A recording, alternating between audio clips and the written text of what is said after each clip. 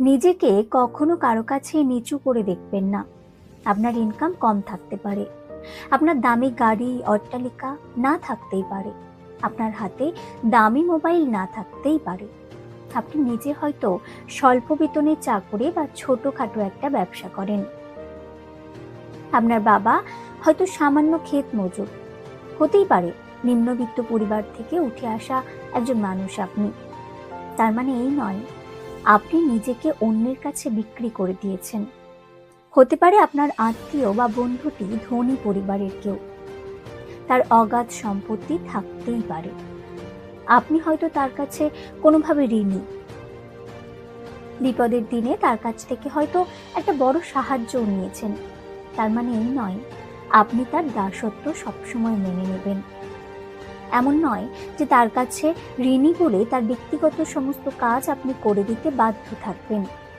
এমনটা নয় যে নিজের সময় নিজের কাজকে অবহেলা করে সবসময় তার কৃতজ্ঞতার দাম দিতে আপনি বাধ্য থাকবেন। কথাগুলো কেন বললাম জানেন?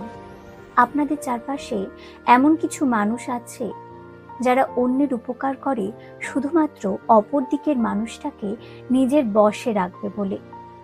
সারা জীবন তাকে কৃতজ্ঞতার দাম দিয়ে যেতে হবে। কিন্তু কেন?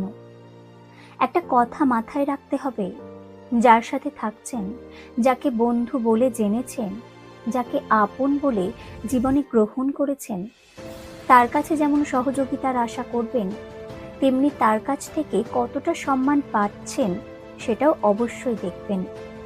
আপনার সময়, আপনার কাজ, পারিবারিক অবস্থা এগুলোকে যদি সে ছোট করে দেখে, তাহলে জানবেন আপনি তার কাছে নিরাপদ নন।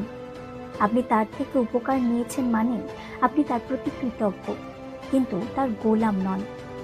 কে আপনাকে দিয়ে কাজ করিয়ে নিচ্ছে বা কার কাজ আপনি ভালোবেসে করছেন, এই দুটোর মধ্যে তফাৎ আছে। নিজের আত্মসম্মানের সাথে কখনোই আপোষ করবেন না। গরিব হতেই পারেন, ইনকাম কম থাকুক, আত্মসম্মান যেন ভরপুর থাকে।